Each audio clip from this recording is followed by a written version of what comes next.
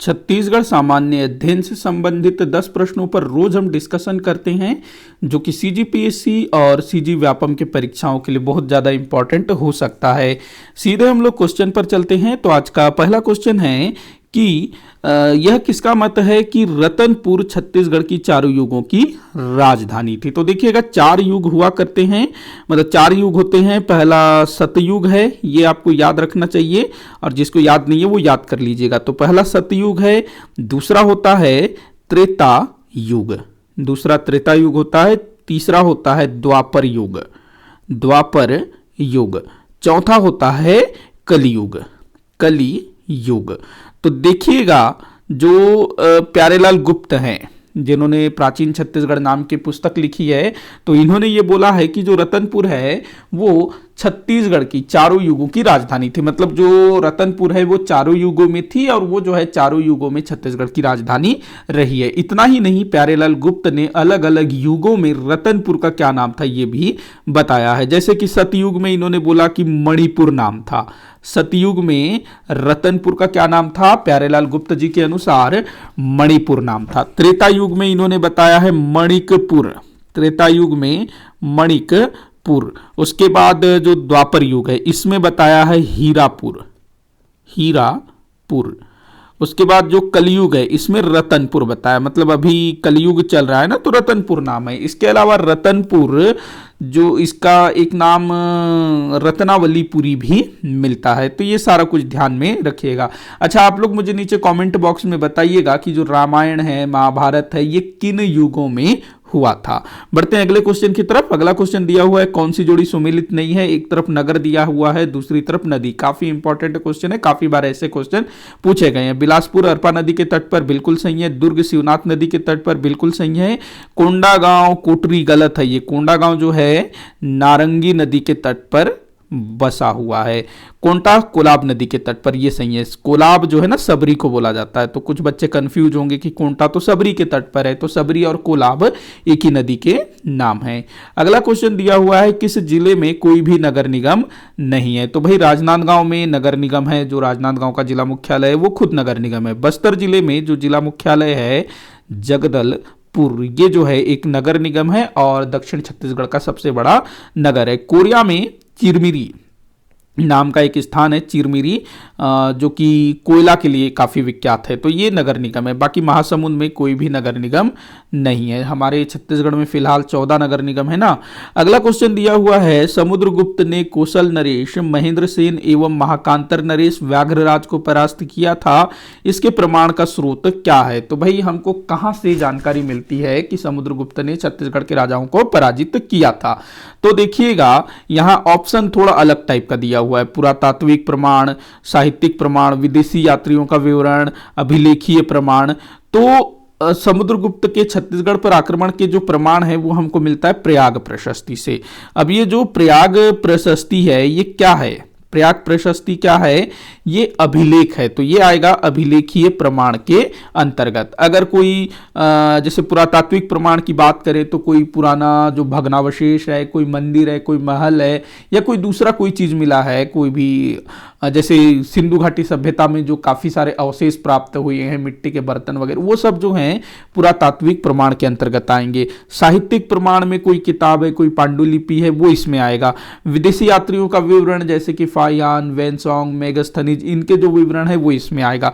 और जो भी अभिलेख हैं, अभिलेख हो गए, शिलालेख हो गए, वो इसमें अभिलेखीय प्रमाण में आएंगे। तो प्रयाग प्रशस्ति अभिलेख है। तो समुद्रगुप्त के अभिलेखीय प्रमाणों से ज्ञात होता है कि समुद्रगुप्त ने हमारे छत्तीसगढ़ में आक्रमण किया था। अगला क्वेश्चन दिया हुआ है, छत्तीसगढ़ राज्य में वह स्थल कौन सा है जो भारत के एक शास्त्रीय नृत्य के संपोषण के लिए कार्य करता है। शास्त्रीय नृत्य मतलब जो पुराने जो नृत्य है ना, जो शास्त्रों के आधार पर होता हो, जैसे कि भरतनाट्यम हो गया, कथक हो गया, कथकली हो गया, ओडिसी हो गया, उसके बाद यक्षगान हो गया, ये सब क्या है, शास्त्रीय नृत्य हैं। तो हमारे छत्तीसगढ़ के रायगढ़ में कथक नृत्य पर काफी मतलब काम होता है। यहाँ पर एक राजा हुआ करते थे महाराजा चक्रधर सिंह, तो उनके समय में कथक को काफी प्रोत्साहन मिला और आज भी रायगढ़ में कथक को लेकर के काफी मतलब काम किया जाता है। कथक को रायगढ़ को जो है कथक के लिए भारत का चौथा घराना माना जाता है। कथक को लेकर के भारत में टोटल 4 घराने हैं ना, एक हो गया जयपुर घराना राजस्थान का, उसके बाद लखनऊ घराना, बनारस घराना और फिर अभी चौथा रायगढ़ घराना। ध्यान रखेंगे। खैरागढ़ में संगीत विश्वविद्यालय है जो कि संगीत और कला से संबंधित कार्य करता है वो भी, लेकिन रायगढ़ स्पेशली कथक जो कि शास्त्रीय नृत्य है उसके विकास के लिए काम करता है। अगला क्वेश्चन दिया हुआ है छत्तीसगढ़ का कौन सा लोक पर्व कृषि से संबंधित नहीं है। अच्छा क्वेश्चन है ये। तो देखिएगा हरेली अमावस्या की बात करें तो ये किसानों से जुड़ा हुआ पर्व है। किसान इसमें अपने जो भी उपकरण हैं, कृषि संबंधी उपकरण, उनकी पूजा अर्चना करता है। तो ये श्रावण मास की अमावस्या को मनाया जाता है। हरितालिका तीज ये सुहाग का पर्व है, तो ये कृषि से संबंधित नहीं है। ध्यान रखेंगे ये सुहाग का पर्व है। छत्तीसगढ़ में महिलाएं अपने पति के दीर्घायु के लिए उत्तम स्वास्थ्य के लिए यह पर्व मनाती हैं। मैंने क्या लिख दिया, दीर्घायु, सुहाग का पर्व है ये।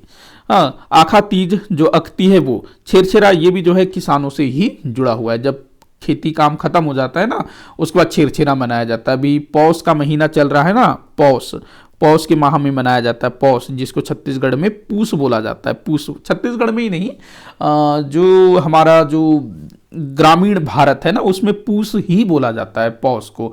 आप लोगों ने वो कहानी जरूर पढ़ी होगी मुंशी प्रेमचंद की, पूस की रात, जिसमें पौष के ठंड का जिक्र है। पूस में काफी ठंड लग रही है ना, अभी काफी ठंड लग रही है हमारे छत्तीसगढ़ में। तो छेरछेरा ये भी जो है कृषि से संबंधित है, दान पर्व है। तो आंसर होगा यहां पर हरतालिका। अगला क्वेश्चन है छत्तीसगढ़ अंचल में प्रचलित वह कौन सा लोकगीत है जो मुख्यतः राजस्थान से संबंधित है। तो भाई इसका आंसर होगा ढोला मारू, ये राजस्थान से आया हुआ है। सूरजबाई खांडे का नाम आपको मालूम होगा जो इसको गाने में माहिर हैं। भरथरी को भी वो गाती हैं। अगला क्वेश्चन देखते हैं, असहयोग आंदोलन के समय किन नेताओं का छत्तीसगढ़ में आगमन हुआ था। तो देखिएगा जमुनालाल बजाज ये आए थे जब महात्मा गांधी जी आए ना 20 दिसंबर 1920, उनके जाने के कुछ ही समय बाद जमुनालाल बजाज छत्तीसगढ़ आए। यहाँ पर वो तिलक स्वराज फंड में दान एकत्र करने के उद्देश्य से आए थे, महात्मा गांधी जी ने ही भेजा था। सी राजगोपालाचारी ये भी आए थे। मौलाना शौकत अली ये तो गांधी जी के साथ आए थे 1920 में ना असहयोग आंदोलन के समय। सुभद्रा कुमारी चौहान और डॉक्टर राजेंद्र प्रसाद भी आए थे। यहां पर यह ध्यान रखना कि जो सी राजगोपालाचारी हैं, सुभद्रा कुमारी चौहान है, डॉक्टर राजेंद्र प्रसाद, ये तीनों एक साथ आए थे। और मौलाना शौकत अली सबसे पहले आए महात्मा गांधी जी के बाद, उसके बाद दूसरे नंबर में ये आए जमुनालाल बजाज, उसके बाद ये तीनों आए। तो ध्यान रखना सब आए हुए थे, 1 2 3 4 5 सभी आए थे। तो आपका आंसर होगा ये 1 2 3 4 5।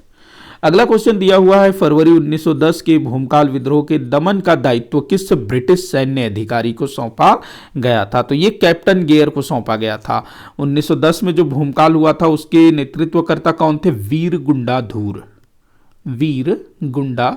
इन्होंने नेतृत्व किया था। कैप्टन गेयर ने इसका दमन किया था। कैप्टन स्मिथ की बात करें तो 1857 में वीर नारायण सिंह के विरुद्ध इसको लगाया गया था। कैप्टन पेबे ये 1825 में परलकोट विद्रोह, शहीद गेंद सिंह, उनके विरुद्ध लगाया गया था। मैक जॉर्ज ये 1876 में मुड़िया विद्रोह के दमन में लगाया गया था। अगला क्वेश्चन देखते हैं जो कि इस वीडियो का आखिरी क्वेश्चन होगा, किस स्थान से अशोककालीन सिक्के प्राप्त हुए हैं। तो देखो अकलतरा से मिला है, बार से मिला है, ठठारी से मिला है, तारापुर से मिला है। अकलतरा जांजगीर चांपा में है, बार रायगढ़ में है, ठठारी जांजगीर चांपा में है, तारापुर आई थिंक ये रायपुर में है, यहां से नहीं मिला है। तो 1 2 3 5 क्या लिख रहा हूं मैं, 1 2 3 5 इसका आंसर होगा। 1 2 3 5 ये रहा। इसी के साथ आज का ये वीडियो यहीं पर समाप्त होता है। आप लोग मुझे कमेंट करके बताइएगा कि आपसे कितने क्वेश्चन सॉल्व हुए। किसी भी क्वेश्चन में कोई भी डाउट हो जरूर बताइएगा। वीडियो को जितना हो सके उतना आप शेयर करिएगा, लाइक करिएगा, चैनल को सब्सक्राइब करिएगा। वीडियो को आखिर तक देखने के लिए बहुत बहुत धन्यवाद।